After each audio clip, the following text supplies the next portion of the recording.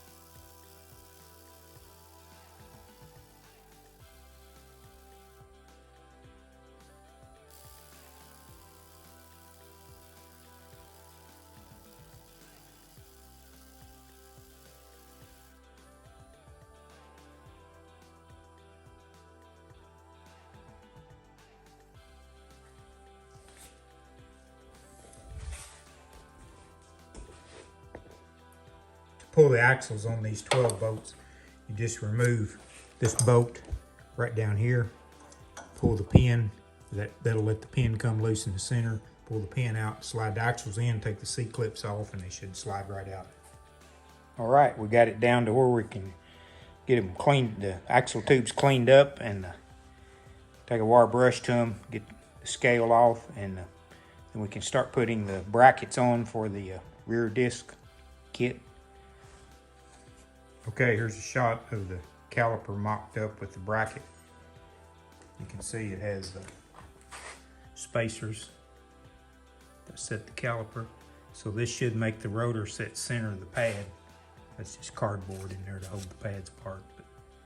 So when I get because I'm gonna put some new axle seals in it and slide the axles in, and then that'll tell me on the rear calipers if we're running center or not. This is the e-brake set up on these. So the cable runs through the bottom right down to the original factory clip, which is right down there on both sides. So moving along. Okay, so got it wire brushed up, got the brackets just loosely tightened up on there, and sprayed some satin black paint on it just to make it look a little better. We'll probably go ahead and do the rest of the frame when we get the C-notches in there, but just wanted to mainly get the brakes and the rotors installed, axles in, so we have that part behind us. The brake lines we haven't really addressed yet. I'm sure I don't have any fluid coming out of the passenger's rear, so I'm sure we've got some kind of obstruction there. More than likely the rubber hose is not great that goes down to the rear end. The driver's side had just a drip or two come out, not enough to actually say it's working. So, but we'll get the rotors and the axles and the calipers and all installed, the e-brake cables, and then go from there on the brake lines. I'm definitely not going to hook them to the new calipers until I get everything flushed out and get a good flow of fluid back here. But we're moving along. Sorry for not recording earlier. We had a busy day getting these C-notches put in, but I wanted to show you the end result here, what it looked like. So these actually are bolt-in type C-notches. Got a bolt under here, two here, and two up in the front here. And of course, then the spring bolt goes through it. So we got those in. Of course, that moves the bump stops way up here, which will give us plenty of travel on that. We're starting to fit the brake hoses on just to get an idea of where they're going to go at. So we've got our hard line into here, into the braided line. Our T is here. I'm going to have to get a new rubber line for this in order for it to be longer. Somebody has put two together. I'm going to try, of course, to do away with that. But everything turned out really good on it. I just got the caliper setting up here just for mock-up to get my line placement done. So tomorrow we'll continue on. I'm going to pick up the new seals for the axles, get the new axles in. Here's the new axles. As you can see, there's the old axle that come out of it, which is 6 lug. Here's the new axle, which is the identical axle, only 5 lug. So that'll get us down to a 5 lug pattern where our brake rotor and everything will work. And hopefully tomorrow we'll have all of the rear end differential part wrapped up by tomorrow afternoon, and then it's back to body work and try to get it ready for some paint. But here's this side here, which is basically the same. Did the same thing over here. So still making progress, still moving forward. Okay, so I got the new seals, axle seals for the rear end housing, and got my seal driver. I'm going to drive the seals in and get the new axles in.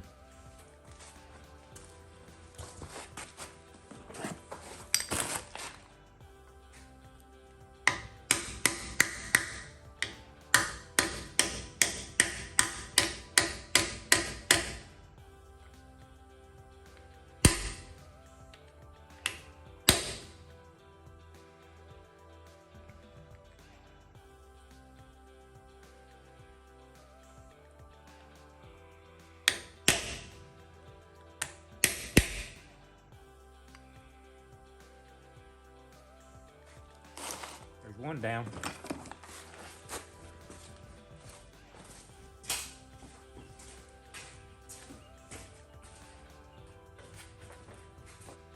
So I'm going to put a few drops of oil on the seal.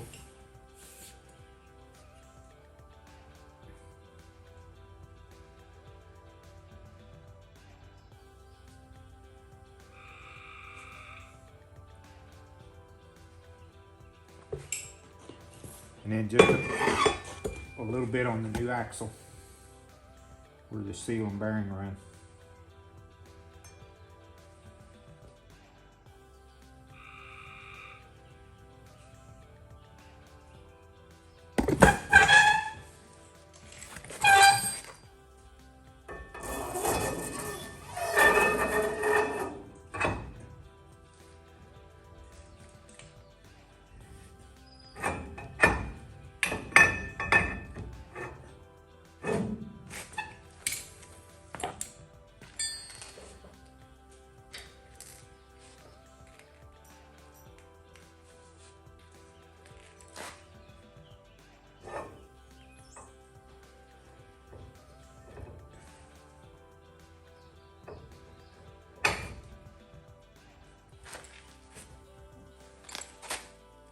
All right, got the retainer in the axle.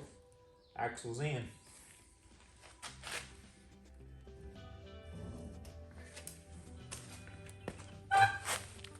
Now on to the rotor.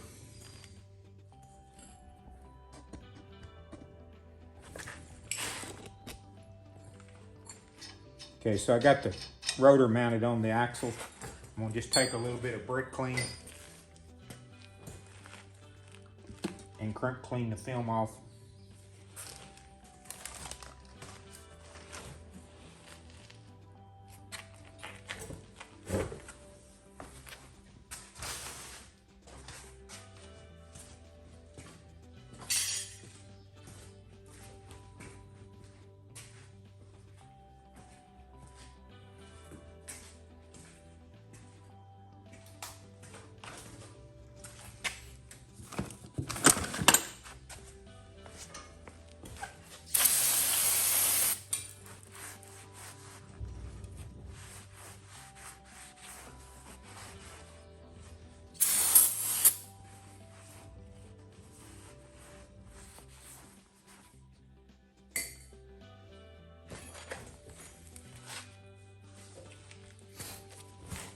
Now, as per the instructions on this, the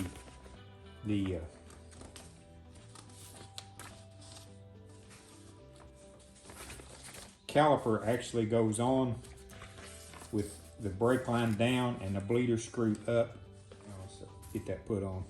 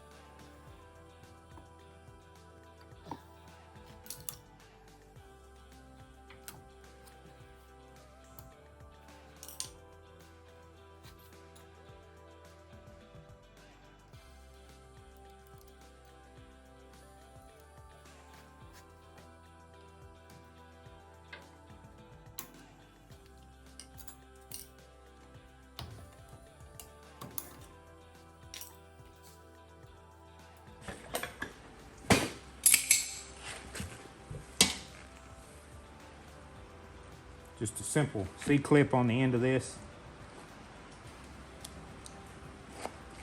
Through the e-brake holder, cable holder.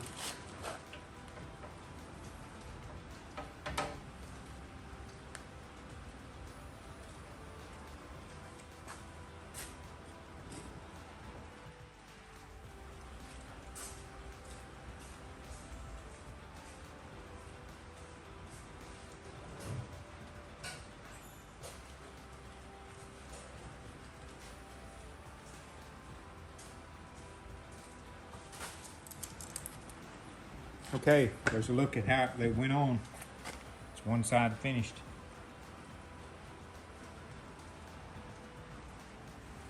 On to the next. Okay, we got the passenger side on. Caliper, brake line, e-brake cable.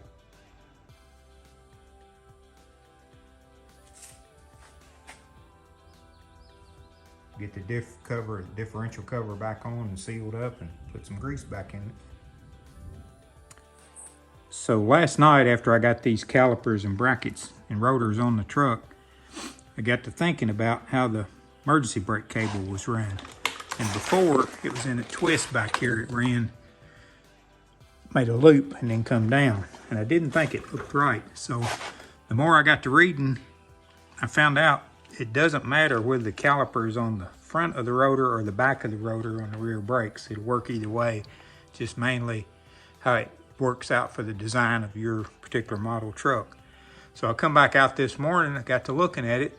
So what I did, I flipped the bracket around to the rear, and then I switched calipers from right to left, which by the way, they're not marked. So, you know, it's just a kind of a guess match. It does say in the instructions that your bleeder needs to be at the top of the caliper and the e-brake cable needs to be at the top of the caliper. So I got to looking, bleeders here. So by flipping the calipers around and flipping the bracket over to the back side, that actually worked out great. So now I have a straight line on the cable all the way up to where the clip is for the e-brake. My brake hoses still are okay on the bottom like they are there. Made me a bracket to mount the hard line in to go across. And that worked out a whole lot better. And probably should have thought of it yesterday when I was looking at it, but you're in a hurry and you're reading the directions and you think, well, you're doing it right. And then after you get it all done, then you get to thinking, well, that doesn't look quite right. And it didn't. So pretty well satisfied now with that. Still got plenty of clearance with the C-notch in place now. So I want to put the wheels back on it, get it back down on the ground, back it out of the shop, get the shop floor cleaned up from all the debris and mess and cutting that we've done, and get back started on the body work. I'm not going to put the new master cylinder on just yet. I'm going to wait until I get ready to do the firewall on the truck, and then I'll strip it all down, and then I'll have it ready to paint the firewall, and then put the new booster and Willwood master cylinder on then. And hopefully we'll have some decent brakes on the truck. There's a look at the completed, sitting on the ground. Of course, obviously these are not the tires and wheels on the truck. These are just for getting it around, but the brake line is running there. I can swivel this around more. I don't know. I'm just going to kind of look at it for a while. These are braided, coated hoses, so not too much worried about them getting damaged, but I do want to keep them out of the way all I can. This side over here, I'm going to try to do away with this short piece of line here and move this all the way up to here because I have plenty of line. So I need a double male union there, which I think is available. So. All right, I'm going to back it out here and clean this shop floor up. Here's a look at the brake master cylinder and booster upgrade I'm doing. I'm going to a little bit bigger booster and a Willwood 1 1/8" master cylinder. So hopefully, and I also am going to change the proportioning valve to a disc. Has a disc drum on it, and hopefully that'll improve the braking on it considerably. There's a look at the proportion valve that's on it. Still haven't got the new one yet, but this will bolt right up to the firewall. I'm going to go ahead and clean up the firewall while I can get to it good there to get it ready for some paint while we got the master cylinder off. So that's a wrap on this week's video. Appreciate you watching. Thank you much for following along. This is going to be probably not as long of a video series as the square body was. Hopefully the body work and sheet metal repair will go pretty quick, and we'll get it back and ready for paint soon. But real pleased with the disc brake kit. Still got, like I say, one connection to make there, and of course get the master cylinder and booster mounted on the firewall as I was showing you earlier. But this next week we're going to concentrate on getting the sheet metal all put back in the cab corner and the cab support brace. I have got that part in, and then we'll finish stripping the cab, pull out the glass. Still got to pull the dash cover, the instrument cluster, and some of the interior pieces out, and then take the doors off, get it ready to strip on the door jambs and get it some epoxy primer. And that's what our goal is for next week anyways. So please like, share, and subscribe, and leave me a comment. I always like to read the comments that come in. So,